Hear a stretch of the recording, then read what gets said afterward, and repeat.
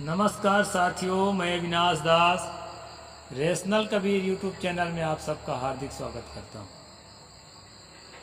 दोस्तों, यदि चैनल को सब्सक्राइब न करे हों तो सब्सक्राइब ज़रूर करें और शेयर करके अपने सभी साथियों तक पहुंचाएं। शेयर करना, लाइक करना, कमेंट करना सब कुछ ज़रूरी है साथियों, लेकिन शेयर करना बहुत ही ज़रूरी है, क्योंकि शेयर नहीं करने से वीडियो आप ही तक सीमित रह जाता है। कंपनियां छोटे चैनल्स को शेयर नहीं करती हैं। साथियों, मुझे मनुस्मृति के 9वां अध्याय में बहुत समय लग गया, क्योंकि इसको रेगुलर मैं इस पर काम नहीं कर पाता। कार्य व्यस्तता के कारण आज समय निकाल करके इसी कड़ी को आगे बढ़ा रहा हूँ।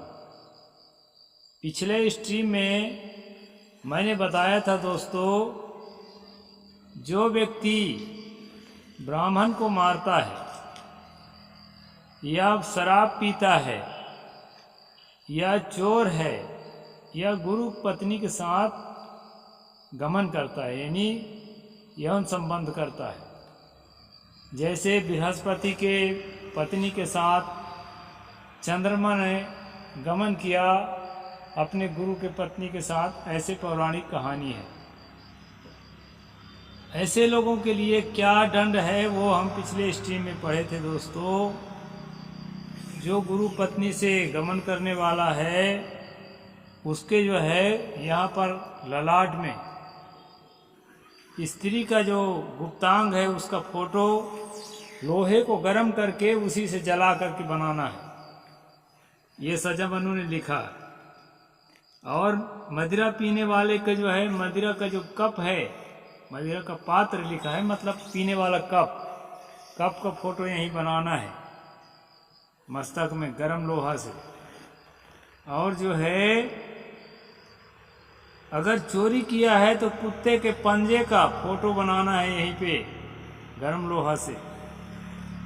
इस प्रकार से चीज़ें हमने मनु के दंड विधान में पिछले इसमें पढ़ा है। अब उसको आगे बढ़ाते हैं दोस्तों। आगे क्या बताते हैं, इस प्रकार के जो 3 तरह के अपराधी इसमें लिखा है, उन 3 तरह के अपराधियों में ब्राह्मण को मारने वाला, दारू पीने वाला,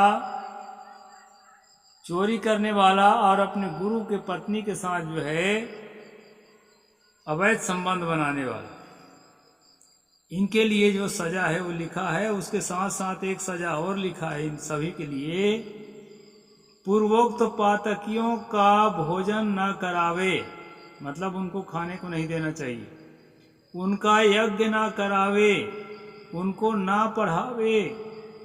यदि शूद्र है तो पढ़ने का सवाल ही नहीं है, लेकिन मान लो अगर क्षत्रिय और वैश्य है ना, तो भी जो है अगर इस तरह से कोई अपराध किए हैं ऊपर जो बताया गया है, तो उसको पढ़ने का अधिकार छीन लिया जाए। ऐसा जो है यहाँ पर बताया है। वे सभी धर्मों से बहिष्कृत होकर पृथ्वी पर दीन होकर घूमा करें। यहाँ सभी धर्मों के मतलब हिंदू, मुसलमान, ईसाई धर्म की बात नहीं है दोस्तों, क्योंकि मनु ने जिस समय इस सब चीज़ लिखा उस समय न ईसाई थे भारत में, न मुसलमान थे। इनके कहने के अनुसार यह बात अलग है कि ये चाहे ब्रिटिश काल में ही किताब लिखी क्यों न गई हो, लेकिन इनके कहने के अनुसार ये बहुत प्राचीन किताब है। तो सभी धर्मों से बहिष्कृत करने का मतलब ये है कि जो वर्णाश्रम धर्म है, अलग अलग वर्णों का अलग अलग धर्म बताए गए हैं, कर्तव्य बताए गए हैं, उससे उन्हें बहिष्कृत करके और दीन हो करके, भिखारी बन करके, और वो सड़कों में घूमने के लिए उसको विवश कर दिया जाए। ये जो है इसकी सजा है।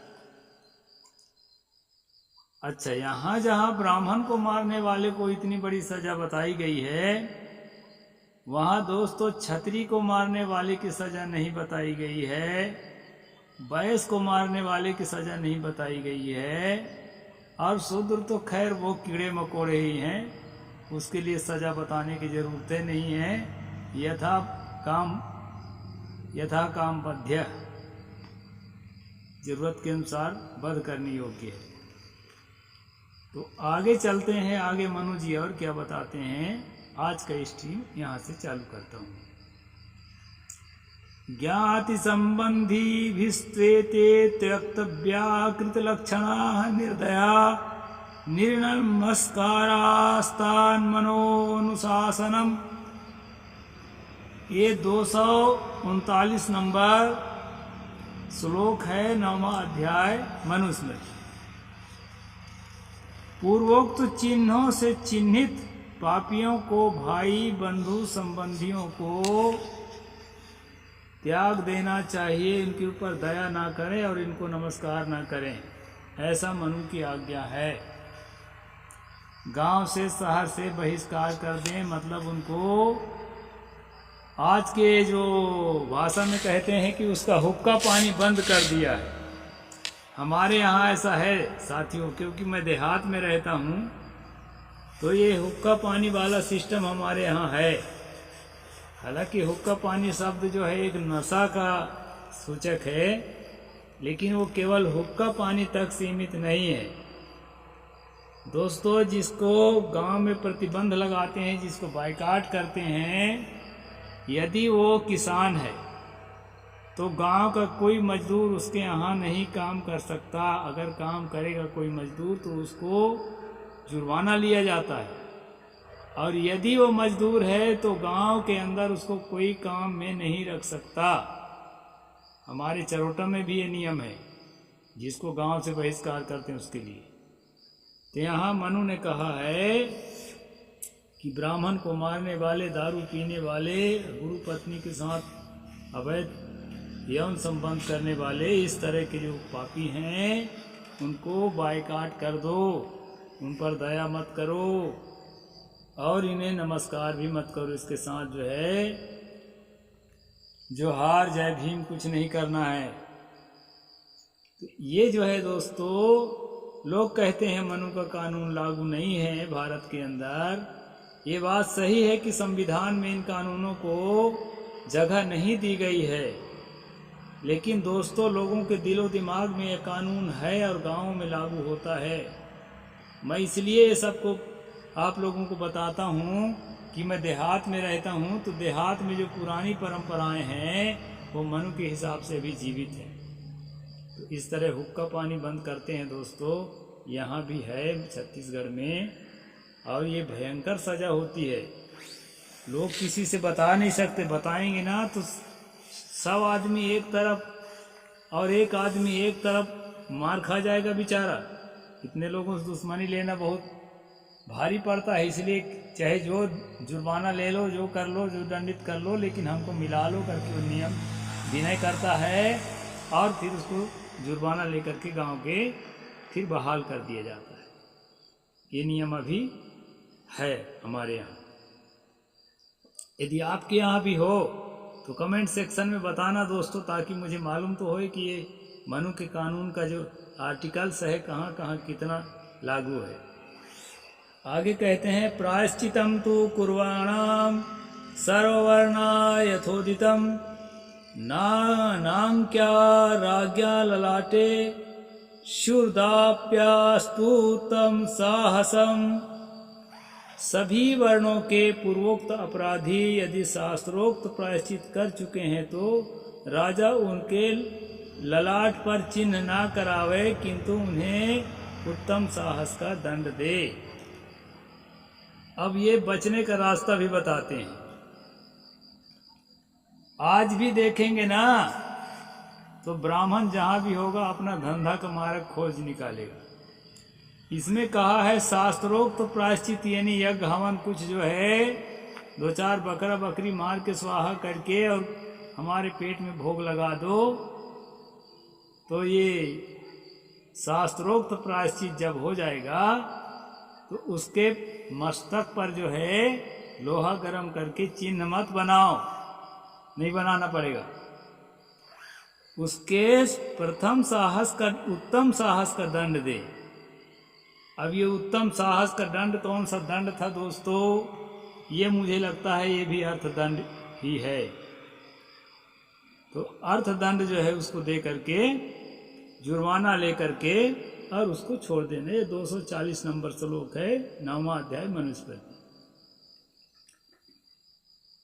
आगसुः ब्राह्मणैश्चैव कार्यो मध्यम साहसः विवास्यो वा भवेद्राष्ट्राद्रव्यः सपरिच्छद्दः।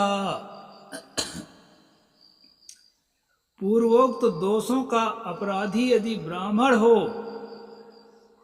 तो उसे उत्तम साहस दंड करे अथवा उसे वस्त्र अन्न आदि देकर राज से निकाल दे। ये बता दिए उत्तम साहस का दंड क्या होता है। जुर्माना अगर दे चुका है, क्षत्रिय, वैश्य और शूद्र अगर उस प्रकार के ये 3 जातियां अपराध करे हैं और जुर्माना दे सके हैं तो दे दिए हैं, तो उनको उत्तम साहस का दंड लेकर के और उनको मस्तक पर जो है लोहा से गर्म करके चिन्ह मत बनाओ। और यदि वो पूर्वोक्त दोष, इस प्रकार के दोष, ब्राह्मण को मारने का दोष, दारू पीने का दोष और अपने गुरु की पत्नी के साथ संगम करने का दोष यदि ब्राह्मण पर आ जाए, ऐसी स्थिति में क्या करना है? मनु बताते हैं 241 नंबर श्लोक में, ब्राह्मण अगर इस प्रकार का पाप करता है तो उसको उत्तम साहस का दंड दें, उसे अन्न वस्त्र आदि देकर राज से निकाल दें। खाने के कुछ अनाज पकड़ा दें, कुछ कपड़ा पकड़ा दें और अपने राज की सीमा से निकाल दें। मतलब उसको खाने पीने की भी व्यवस्था दे के निकालना है, ऐसे नहीं निकालना है। तो इस प्रकार से दोस्तों ब्राह्मण अपराधी के लिए यहाँ पर मनु ने विधान किया है और अन्य अपराधी के लिए इस प्रकार विधान किया है जो मैं आपके सामने पढ़ करके सुना रहा हूं। इतरे कृतवन्तस्तु पापान्ये तान्य कामतः सर्वस्वाहारमर्हति कामस्तस्तु प्रवासनम। 242 नंबर श्लोक, 9वां अध्याय मनुस्मृति। यदि अन्य वर्ण वाले अनिच्छा से उक्त पापों को करे तो उनका सर्वस्व ले ले और यदि इच्छा से करे तो देश से निकाल दे। अब साथियों, अनिच्छा से तो कोई पाप करेगा नहीं, पाप करेगा तो इच्छा पूर्वक ही करेगा। यह कभी कभी ऐसा होता है कि दूसरे के बहकावे में आके गलत काम करता है आदमी, यह दबाव में आके करता है, नहीं करोगे तो बताएंगे तुमको। जैसे आजकल बहुजनों को ना बंदूक पकड़ा देते हैं और मुसलमानों के मस्जिदों के, उनके घरों के हरा झंडा उतरवाते हैं और उनको पागलों को ये पता ही नहीं है कि मैं जो है अपने लिए गलत कर रहा हूँ। वो अनजाने में रहता है, लगता है कि मैं अपने धर्म के लिए गलत कर रहा हूँ और आखिरी में एक तो मारा जाता है, एक तो फिर जो है जेल जाता है दोस्तों। और जो है उसका जो मास्टर माइंड है वो मौज करता है। इस तरह अपराध भी हुआ करता है देश में, पहले भी होता रहा होगा, क्योंकि मनुष्य तो सदा से ही है। इसके लिए कहा है अगर अनिच्छा से पाप किया है तो उसको सर्वस्व ले ले, मतलब उसके घर द्वार सारा संपत्ति जब्त कर लेना चाहिए अगर अनिच्छा से किया है तो। और जब्त करने के बाद उसको रहने दे, देश से मत भगाए। और यदि इच्छा से किया है तो उसको जो है संपत्ति तो ले ही ले और देश से भी निकाला कर दे, दीनहीन बना के। तो साथियों, पुराने जमाने में ऐसे दंड होते थे मनु के काला कानून से। और ये दंड जो है सबके लिए एक समान लागू भी नहीं होता था, जाति के हिसाब से लागू होता था। हमारे पुरखों के तो ऐसी गति करते थे जिसके मैं क्या वर्णन करूं, आगे पढ़ सुनाऊंगा ना, सुनना क्या करते थे। इस तरह से जो है दोस्तों ये मनु का विधान है। नाददीत नृपः साधुर महापातकिनो धनम आददानस्तु तल्लाभातेन दोषेण लिप्यते। ये 243 नंबर है, 9वां अध्याय मनुस्मृति।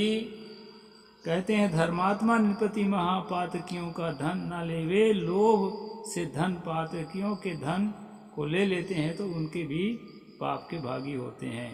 अब यहाँ जब्त करने के लिए भी कह दिया पीछे। यही उलट पलट मनु की बात रहती है दोस्तों। ये इसलिए जो है ना हमसे डिबेट करने वाले लोग ऐसे ऐसे श्लोक को लेके आते हैं जो मतलब दो तरह की बात है ना, मैं कई बार बता चुका हूँ आप। इसमें दो तरह की बात है, अपनी ही बात के ठीक विपरीत जो है आगे मनु फिर लिखता है। इसलिए मैं कहता हूँ ये अन्य समय अलग अलग समय में लिखे हुए अलग अलग लेखकों के श्लोक हैं। एक मनु जैसा कुछ नहीं है, काल्पनिक किरदार है। तो यहाँ कहता है कि जो है जो धर्मात्मा राजा है वो उनके संपत्ति मत ले, नहीं तो उसके जो पाप का भाग है उसको भी लगेगा राजा को। और अभी पीछे कहा था कि उनका सर्वस्व ले ले, यही है, दो तरफा बातें। इस तरह से ये बात मैं आपको बताया दोस्तों। इसके बाद जो है आगे कहते हैं असुप्रवेशस्तन वरुणायोपदायेत श्रुत वृत्तोपन्ने व ब्राह्मणों प्रतिपादेत। उक्त दंड रूपी धन को जल में प्रवेश करा के वरुण देवता को दे देवे अथवा वेदज्ञ सच्चरित ब्राह्मण को दे देवे। जो वेद पढ़ने वाला ठीक ठाक ब्राह्मण है वो सारा जुर्माना के धन उसी को दे दो। तुमको पाप लगेगा, राजा हो तुम मत रखो।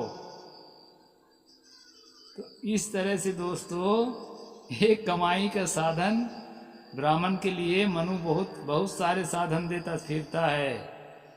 तो ये जो है बड़ा विचित्र है मनु का जो विधान है। इसको मैं अब 17 मिनट से ज़्यादा हो चुके हैं, आज यहीं पूरा करता हूँ, अगले स्ट्रीम में फिर आगे बताऊँगा। तो ठीक है दोस्तों, ख्याल रखना, चैनल को बढ़ाते रहना और जो अपना ख्याल रखना और कमेंट लिखना। साहिब बंदगी, जय जोहार, जय भीम, जय भारत, नमो बुद्धाय।